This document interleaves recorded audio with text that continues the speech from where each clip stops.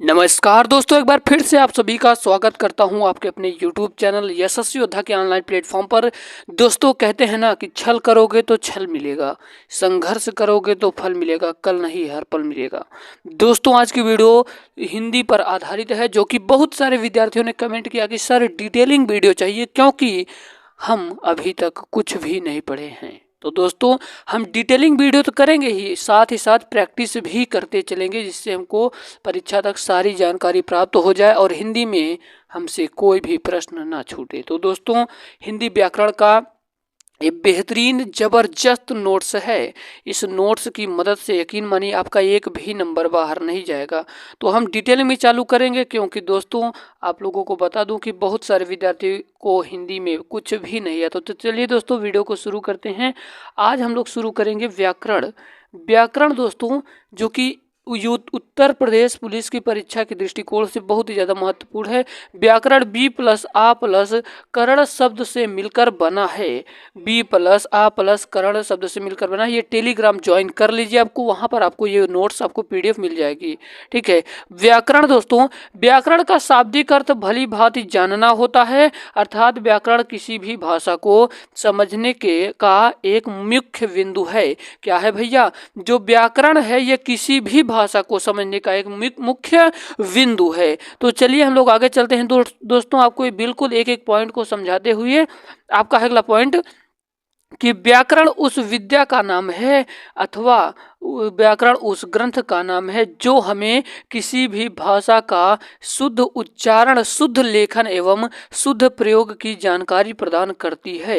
यही व्याकरण है मेरे दोस्त। क्या भैया, अभी तक आप लोगों ने जितना कुछ समझा, आप बिल्कुल धैर्य रखिए, बस पूरी वीडियो को वॉच करिएगा। आपको PDF मिल जाएगा टेलीग्राम पर, बस आप सुनते चलिए। दोस्तों, अगर आप एक अच्छा काम करें, आप अपनी कॉपी लेकर अगर उसमें लिखते चलें तो आपको इसी के साथ पूरा तैयार हो जाएगा।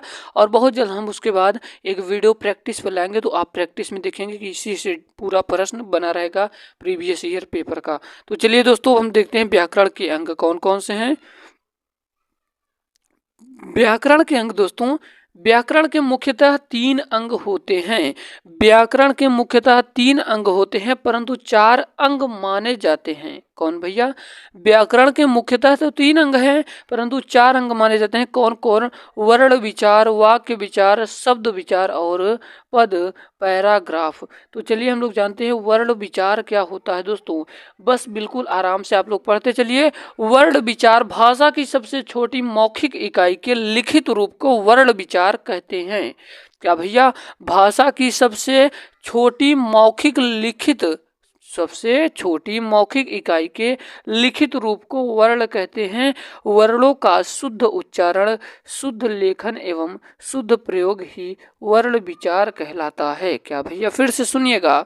वर्णों का शुद्ध उच्चारण, शुद्ध लेखन एवं शुद्ध प्रयोग ही वर्ण विचार कहलाता है। चलिए, अब नोट एकदम इंपॉर्टेंट पॉइंट है आप सभी की दृष्टिकोण से कि वर्ण का भेद आपसे पूछ लेता है पुलिस के पेपर में कि वर्ण के प्रकार कितने हैं। तो भैया, वर्ण के 2 प्रकार होते हैं। कौन कौन से? स्वर वर्ण, व्यंजन वर्ण। कौन कौन से? स्वर वर्ण, व्यंजन वर्ण। भोलानाथ तिवारी के अनुसार स्वर 10 प्रकार के होते हैं। कितने भैया? सॉरी दोस्तों, भोलानाथ तिवारी के अनुसार 10 स्वर होते हैं। किसके अनुसार? बहुत ही बढ़िया क्वेश्चन है। भोलानाथ तिवारी के अनुसार स्वर 10 होते हैं। ये पिछली बार उत्तर प्रदेश पुलिस के पेपर में आया था। ठीक है, याद रखिएगा कि भोलानाथ तिवारी के अनुसार स्वर कितने प्रकार होते हैं? 10 स्वर होते हैं। अब हम बात करते हैं स्वर वर्ण कौन कौन से होते हैं। स्वर वर्ण जिन वर्णों का उच्चारण स्वतंत्र रूप से किया जाता है उसे स्वर वर्ण कहते हैं। जिन वर्णों का उच्चारण स्वतंत्र रूप से किया जाता है मेरे दोस्त, उसे स्वर वर्ण कहते हैं। जिन वर्णों का उच्चारण करते समय किसी अन्य वर्ण की सहायता नहीं ली जाती है उसे स्वर वर्ण कहते हैं। तो हम लोग आगे चलते हैं दोस्तों कि हिंदी के अंतर्गत कुल स्वरों की संख्या 11 मानी गई है। क्या भैया? कि हिंदी के अंतर्गत कुल 11 स्वर माने गए हैं। जैसे छोटा आ, बड़ा आ, छोटी ई, बड़ी ई, छोटा ऊ, बड़ा ऊ, री, ए, ओ, औ। और यह देख सकते हैं दोस्तों, ये इसकी मात्राएं हैं। ठीक है, बड़ा की मात्रा छोटी ई, बड़ी ई, छोटा ऊ, बड़ा ऊ, री, ए, ओ, औ, अन। 10 मात्रा होती है। बड़े ध्यान से सुनिएगा। क्या भैया कि स्वरों की संख्या तो 11 होती है परंतु मात्राएं 10 होती हैं। और किसके अनुसार 10 स्वर होते हैं? तो भोलानाथ तिवारी के अनुसार स्वर 10 होते हैं। उम्मीद करता हूँ ये छोटे छोटे पॉइंट आप सभी को समझ में आ रहे होंगे।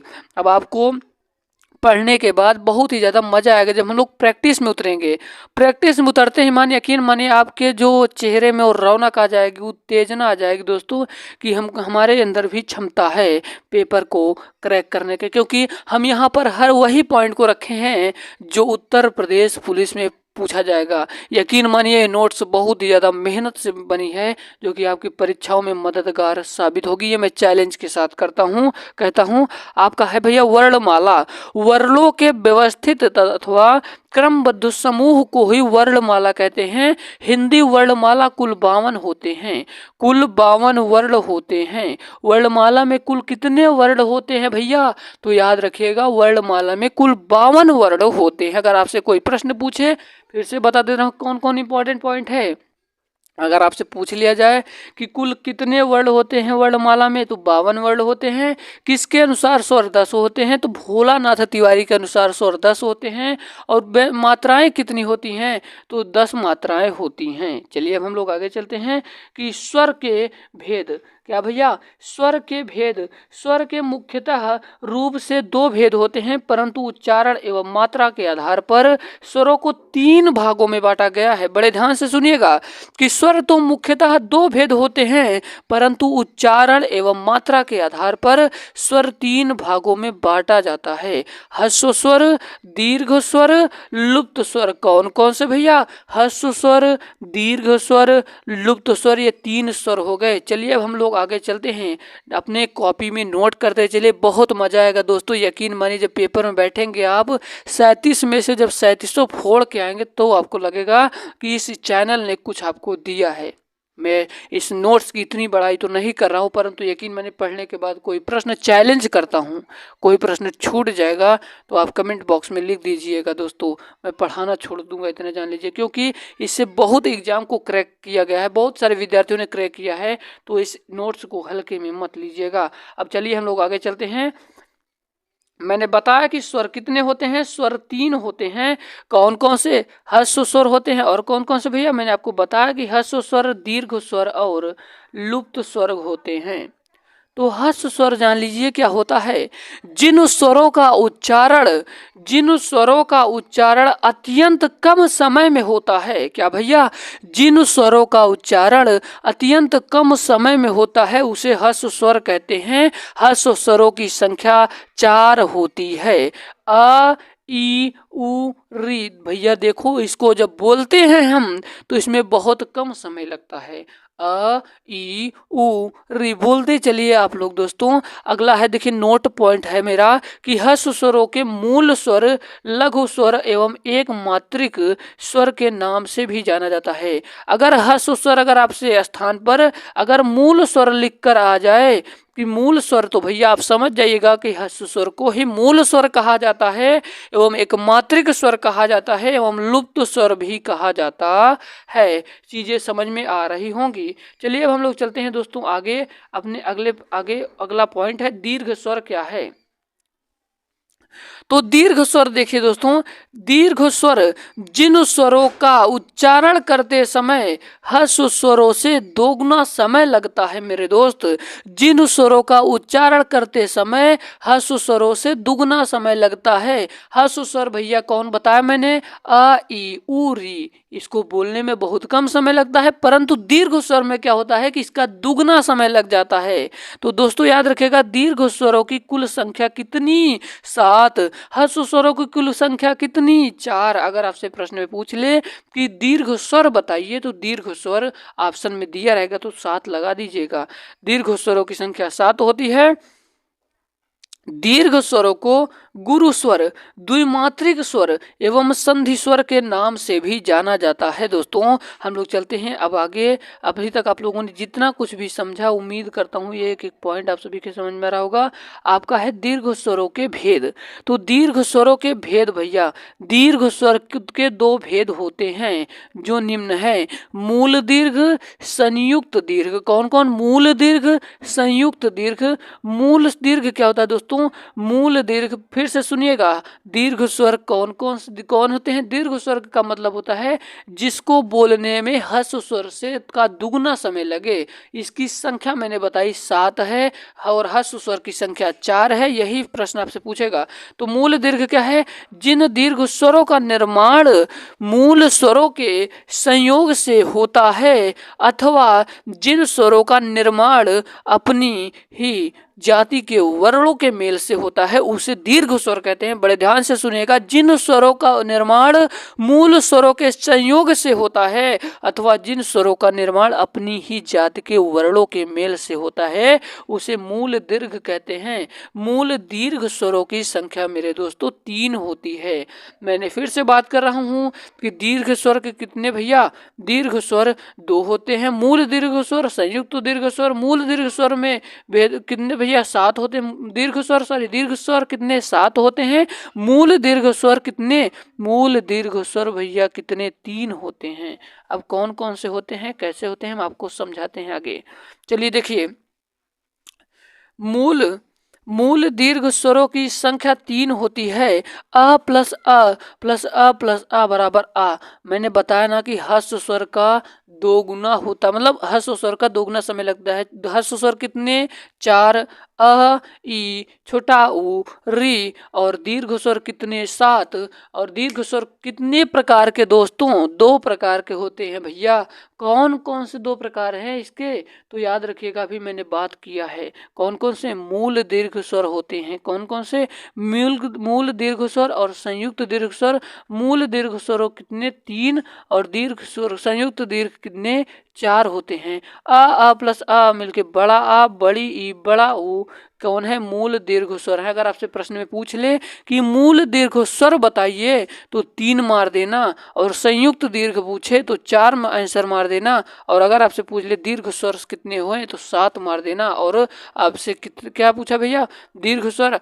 चलिए अब हम लोग चलते हैं आगे। अगर ह्रस्व स्वर पूछे तो 4 मार दीजिएगा। अब आपका है भैया संयुक्त दीर्घ। संयुक्त दीर्घ, जिन दीर्घ स्वरों का निर्माण 2 अलग अलग वर्णों से किया जाता है उसे दीर्घ कहते हैं, संयुक्त दीर्घ कहते हैं। इनकी संख्या 4 होती है। ए, ऐ, ओ, औ। ए, ऐ, ओ, औ होते हैं।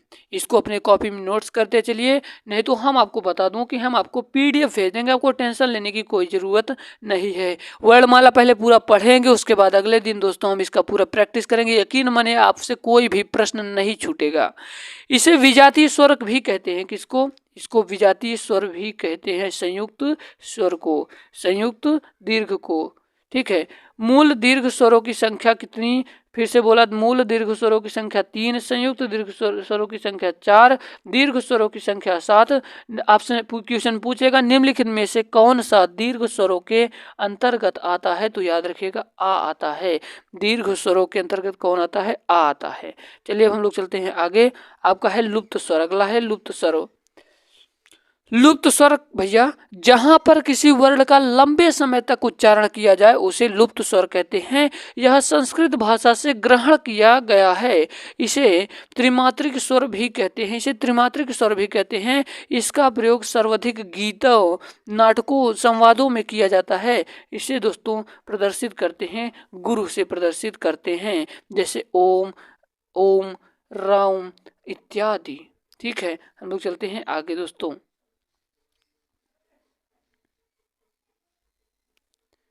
अगला है भैया कि जिह्वा के आधार पर स्वर। जिह्वा के आधार पर 3 स्वर होते हैं। जिह्वा के आधार पर कितने स्वर? 3 स्वर होते हैं। अग्र स्वर, मस्त मध्य स्वर, पश्च स्वर।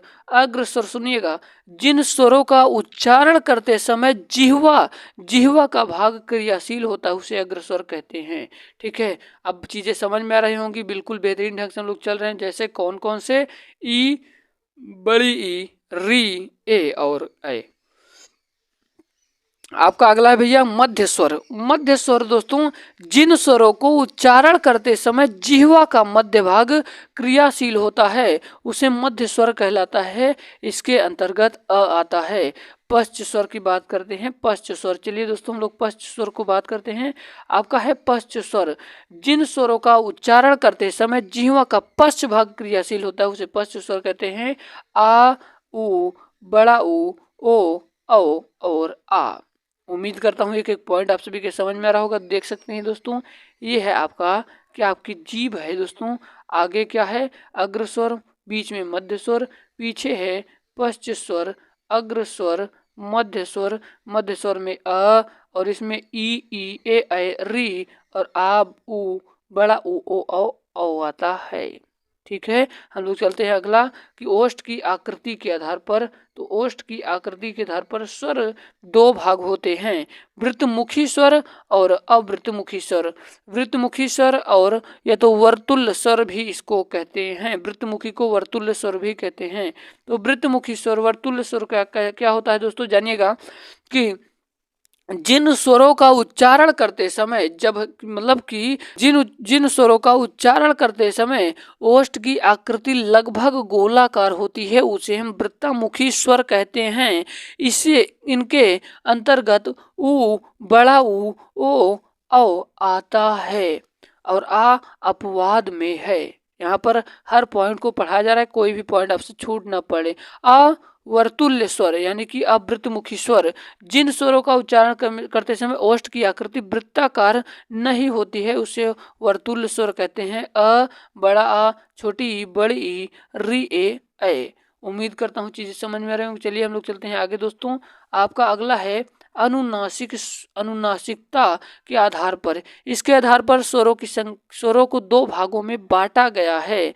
तो दोस्तों याद रखिएगा, अनुनासिक स्वर और निर्नासिक स्वर दो भागों में बांटा गया है अनुनासिक स्वरों अनुनासिकता के आधार पर। ठीक है, अब जानते हैं अनुनासिकता स्वर क्या होता है। जिन स्वरों का उच्चारण करते समय नाक और मुख के दोनों का प्रयोग होता है उसे अनुनासिक स्वर कहते हैं, परंतु अनुनासिक के अंतर्गत नाक का कम, मुख का अधिक प्रयोग होता है। अनुनासिक का अर्थ जो चंद्र बिंदी लगा रहता है, अ, बड़ा ए, इसके ऊपर जितने भी चंद्र बिंदी लगा है, अ, बड़ा आई, ई, छोटी ई, बड़ी ई, ए, उ, ओ, औ, मुख। दोस्तों हम लोग चलते हैं आगे। निर्नुनासिक, जिन स्वरों पर चंद्र बिंदिया अनुनासिक और अनुस्वार नहीं लगा होता है अथवा जिन स्वरों का उच्चारण में केवल मुख का प्रयोग होता है उसे निर्नुनासिक स्वर कहते हैं। देखिए जैसे बड़ा आ, छोटी ई, बड़ी ई, ए आई ओ आओ, जैसे नायक, कमल उदाहरण के लिए। ठीक है,